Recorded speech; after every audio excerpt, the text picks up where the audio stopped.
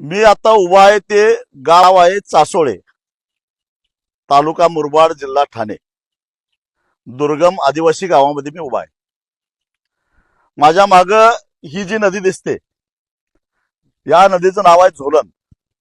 आणि ही नदी दिसते, या नदीचं नाव आहे काळू. या दोन नद्यांच्या संगमावर मी इथं उभा आहे. एप्रिल महिना संपत आला तरी पाणी या ठिकाणी उपलब्ध आहे, तुमच्या लक्षात येईल, कारण इथं जिवंत पाणी आहे, डोंगरात नाही येणार. या ठिकाणी एक मोठा मातीचा बंधारा बांधला जाणार आहे. अर्धवट काम झालेलं आहे आणि हे दोन डोंगर जोडले जाणार आहे. अर्धवट काम राहिलं याचं कारण ना पुनर्वसनाची शाश्वती. या 19 गावापैकी जवळपास 12 गावं ही पूर्ण बाधित होणार आहेत, म्हणजे उठावीच लागणार आहेत, आणि उरलेली 7 गावं अंशतः बाधित होणार आहेत. हा सगळा भाग हा आदिवासी संरक्षित एरिया म्हणजे पेसा अंतर्गत येतो. खर तर कायद्यानुसार आदिवासींना विस्थापित करता येत नाही, त्यांचं संरक्षित क्षेत्र आहे. जर सरकारी बाबूनं केलेलं रेकॉर्ड तुम्ही बघितलं तर समोर दिसतंय हे सगळं खुरटं जंगल आहे असं त्यांचं म्हणणं आहे. याला जर खुरटं जंगल म्हणायचं असेल तर मग घनदाट जंगल कशाला म्हणायचं, हा एक प्रश्न आहे. मी इथं एका मंदिराजवळून आलो, त्या ठिकाणी 350 वर्षाचं एक झाड मला त्या ठिकाणी दिसलं. इथं सागवानची झाडं अमाप दिसत आहेत. शेतकऱ्यांनी कष्टानं फळबागा पिकवलेल्या आहेत. आणि असं 2000 एकर जंगल आणि जवळपास 2500 एकर खाजगी जमीन, ही बागायती जमीन पाण्याखाली जाणार आहे. वर्षानुवर्ष ज्या आदिवासींनी, ज्या कुणब्यांनी, शेतकऱ्यांनी घाम गाळून या ठिकाणी शेती केली, तळहाताच्या फोडाप्रमाणे ही जमीन जपली, ते सारे शेतकरी, कुणबी, आदिवासी बेदखल होणार आहेत. आणि इथं पैसा कोण कमावणार आहे? ज्यांनी 2 लाख, 2.5 लाख, 1.5 लाख रुपये एकर प्रमाणे जमिनी खरेदी केल्या.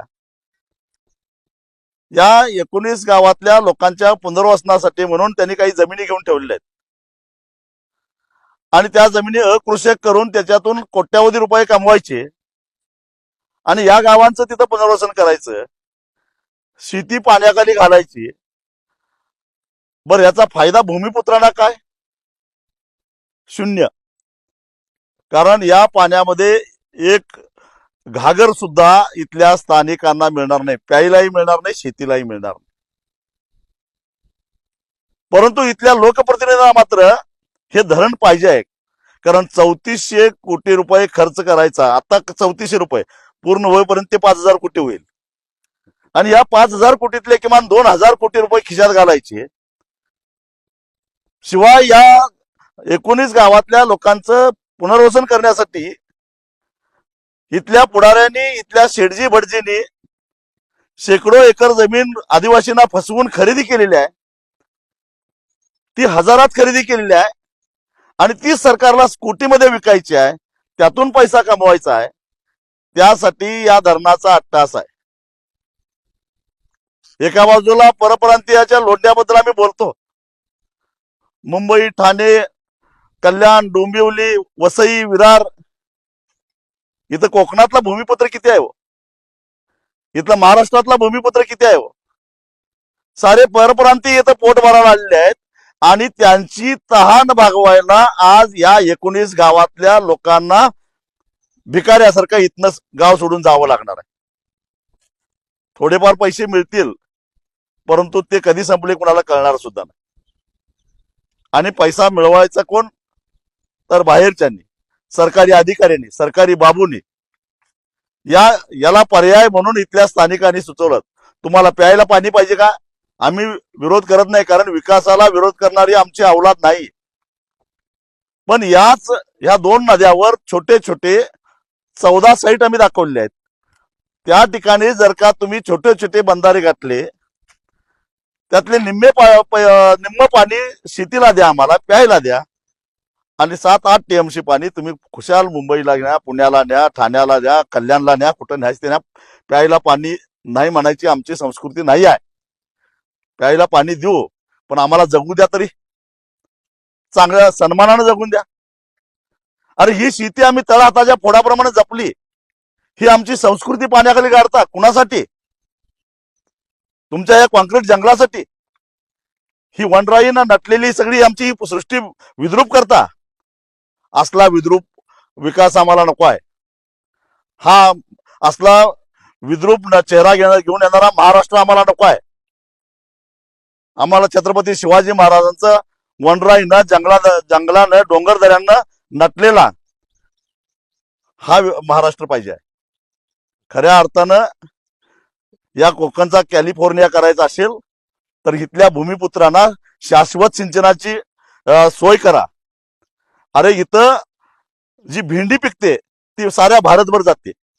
इथं जो आंबा, जो चिक्कू, जी फळं, इथला कांदा हा चकनच्या कांद्यापेक्षा चांगला आहे. उच्च प्रतीचं पीक या ठिकाणी येतं. एवढ्या मातीचा या गुण चांगला आहे. इतकी सुपीक माती आहे आणि त्याचं वाटोळं मात्र हे लँड माफिया आता करायला लागलेले आहेत. समृद्धी महामार्गामध्ये ज्यांनी पैसा गुंतवला आणि बेकायदेशीर आदिवासींच्या जमिनी हडप करून समृद्धीला विकल्या, त्या आलेल्या अमाप पैशातला बराचसा पैसा इथं जमिनी खरेदी मध्ये गुंतलेला आहे. मुख्यमंत्री देवेंद्र फडणवीसांना आणि चंद्रशेखर बावनकुळे यांना माझी विनंती आहे, दूध का दूध आणि पाणी का पाणी करायचं असेल तर 2012 नंतर या 19 गावामध्ये बाहेरच्या लोकांनी किती जमिनी खरेदी केल्या आणि त्या आज कुणाच्या नावावर आहेत आणि त्या ठिकाणी कशा पद्धतीनं खोटी नाटी 3, 4, 5 वर्षाची वयाची फळझाडं लावून सरकारला लुटायला कोण निघालेला आहे, याची एक श्वेतपत्रिका काढा. मग खरं कळेल महाराष्ट्र कोण लुटायला लागलेला आहे, या महाराष्ट्राचे लचके कोण तोडायला लागला आहे आणि या भूमिपुत्रांना बेदखल कोण करायला आहे हे समजल्याशिवाय राहणार नाही. सत्य परेशान हो सकता है लेकिन कतई पराजित नाही होता. ही सत्याची लढाई आहे, आदिवासींची लढाई आहे, कुणब्यांची लढाई आहे, शेतकऱ्यांची लढाई आहे आणि ही लढाई आम्ही प्राणपणानं लढल्याशिवाय सोडणार नाही. एवढाच इशारा मला या ठिकाणी द्यायचा आहे.